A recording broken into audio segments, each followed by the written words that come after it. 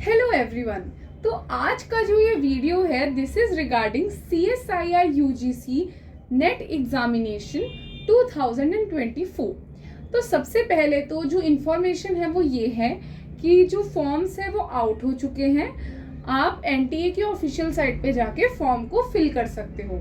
सबसे पहले तो यही इन्फॉर्मेशन है।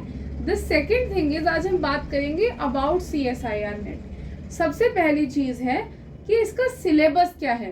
तो इसकी सिलेबस में है आपकी 13 यूनिट्स। जब हम बात करते हैं CSIR नेट लाइफ साइंसेस के बारे में, जहाँ पर आपकी काफ़ी इंपॉर्टेंट यूनिट्स रहती हैं, जैसे biochemistry, cell biology, molecular biology, signalling, immuno, animal physio, plant physio and techniques, genetics, और भी आपकी कई यूनिट्स हैं अगर आप सिलेबस को डिटेल में देखेंगे। Talking about the pattern of the examination, इसमें आपके 3 सेक्शंस होते हैं, section A, section B and section C. A में आपका आता है एप्टीट्यूड, जिसमें आपके आएंगे टोटल 20 क्वेश्चंस एंड आपको 15 अटेम्प्ट करने होते हैं। हर क्वेश्चन जो है सही होने पे आपको 2 मार्क्स देता है, गलत होने पे आपके 0.5 कट जाते हैं। पार्ट बी जो है वो आपका बायोलॉजी सेक्शन है, even part C. The major differences, part B में सिंगल लाइन क्वेश्चंस होते हैं कि अगर आपको वो आते हैं तो आपको पता लग जाएगा दे आर डायरेक्ट, जैसे कि आप बोलते हो ना लर्निंग वाले क्वेश्चंस, वो क्वेश्चंस रहते हैं उसमें। पार्ट सी में रिसर्च ओरिएंटेड है, जहाँ पर वो आपको कोई एक्सपेरिमेंट बता देंगे कि अगर हमने इस ए जीन को म्यूटेट कर दिया तो ये फंक्शन हो रहा है, या इस तरीके का इफेक्ट हो रहा है तो कौन सा जीन हो सकता है। इस टाइप के जो रिसर्च ओरिएंटेड क्वेश्चंस होते हैं वो आपको पार्ट सी में मिलेंगे। पार्ट बी का भी बिल्कुल पार्ट ए की तरह ही है। इसमें 50 क्वेश्चंस आएंगे, आपको 35 करने हैं, जिसमें सही होने पे आपको 2 मार्क्स मिलेंगे एंड गलत होने पे 0.5 कट जाएंगे। पार्ट सी की अगर मैं बात करूं, एक क्वेश्चन सही होने पे आपको 4 मार्क्स मिलते हैं एंड गलत होने पे 1 कट जाता है। आपके पास 75 क्वेश्चंस होते हैं, जिसमें से आपको सिर्फ 25 करने होते हैं। आपको पार्ट सी से करने हैं 25 क्वेश्चंस, पार्ट बी से करने हैं 35 क्वेश्चंस एंड पार्ट ए से आपको करने हैं टोटल 15 क्वेश्चंस। ये है आपको जो क्वेश्चंस करने हैं। नेक्स्ट इज इस एग्जाम का टाइम कितना रहता है और मोड क्या है। तो मोड जो है वो इस बार भी CBT है, that is computer based test. आपका ऑनलाइन टेस्ट लिया जाएगा, जो भी आपको सेंटर मिलेगा वहां पर, और इसकी जो ड्यूरेशन होती है वो होती है 180 minutes, that is 3 hours. Talking about now the most important units. तो मोस्ट इंपॉर्टेंट यूनिट्स जो होती है, सबसे पहले आपकी रहती है टेक्निक्स, क्योंकि टेक्निक्स आपसे ना केवल आपकी इंटरव्यू में पूछी जाएंगी आगे, बल्कि ऑलमोस्ट हर क्वेश्चन के साथ मिक्स हो गए कहीं ना कहीं टेक्निक रहती ही है। इसके अलावा आप नहीं छोड़ सकते हैं सेल बायोलॉजी और बायोकेमिस्ट्री। इनफैक्ट अगर आपको लेनी है कोई स्कोरिंग यूनिट जो आपको स्कोर दे पाए, तो आप डेवलपमेंटल बायोलॉजी और प्लांट फिजियोलॉजी इनको टारगेट कर सकते हो। सेल बायो में ही सेल सिग्नलिंग भी कवर करना जरूरी है।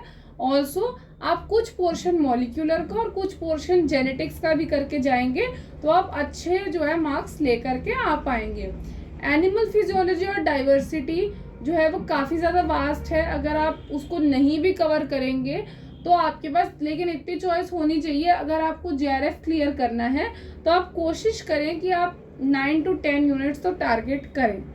इसके अलावा कि क्या क्या इस एग्ज़ाम में कैटेगरी होती है, तो इस एग्ज़ाम में इस बार टोटल 3 कैटेगरीज निकलेंगी। तो first will be JRF, second will be LS and third will be जिन्होंने दोनों ही क्राइटेरिया पास नहीं करे but they can apply to PhD programme, क्योंकि इस बार से according to the UGC guidelines जो है अलग अलग यूनिवर्सिटी के एंट्रेंसेस हट रहे हैं, ताकि बच्चों को इतनी प्रॉब्लम ना हो।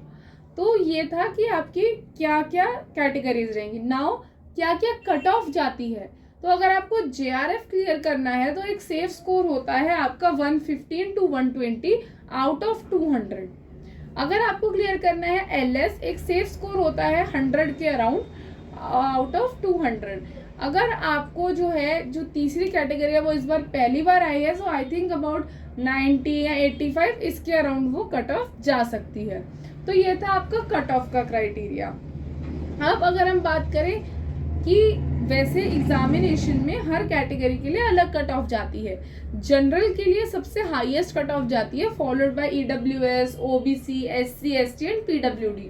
इसी तरह आपकी जो एग्जामिनेशन फॉर्म है आप पहले वो जाकर भर सकते हैं। और इस वीडियो में मैंने कोशिश की है कि आपको पैटर्न के बारे में, सिलेबस के बारे में, नेगेटिव मार्किंग के बारे में और कौन सी यूनिट्स इंपॉर्टेंट है वो पता चल सके। लास्ट जो हमारा इस वीडियो में रहेगा विल बी द स्ट्रैटेजी। अब जो आपका एग्जाम है उसमें हार्डली 50 to 55 डेज बचे हैं, तो इसमें आप किस तरीके से प्रिपेयर कर सकते हो, दैट इज कि अगर सपोज आप एक यूनिट को 5 दिन देते हो तो ऑलमोस्ट अगर आपके पास 50 डेज हैं तो आप 10 यूनिट्स को टारगेट कर सकते हो। इन 5 दिनों में आप ये कर सकते हैं कि 3-4 दिन में आपने कोई यूनिट पढ़ी और एक दिन में उसके PYQ सॉल्व कर लिए या फिर उसका जो इम्पोर्टेंट पोर्शन है वो रिवाइज कर लिया। And the most important tip from my side is revision. अगर आप बार बार रिविजन नहीं करोगे तो आप जो भी पढ़ोगे आप वो सब कुछ भूलते जाओगे। तो आई होप कि ये वीडियो आपके लिए हेल्पफुल था। अगर आपको ऐसी और वीडियोस चाहिए तो please do like this video, do subscribe to our channel and comment in the comment box.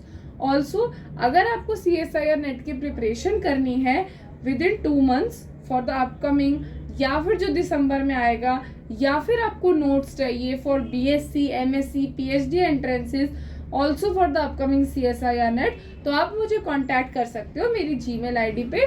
The rest information is in the description box. Thank you so much for watching the video.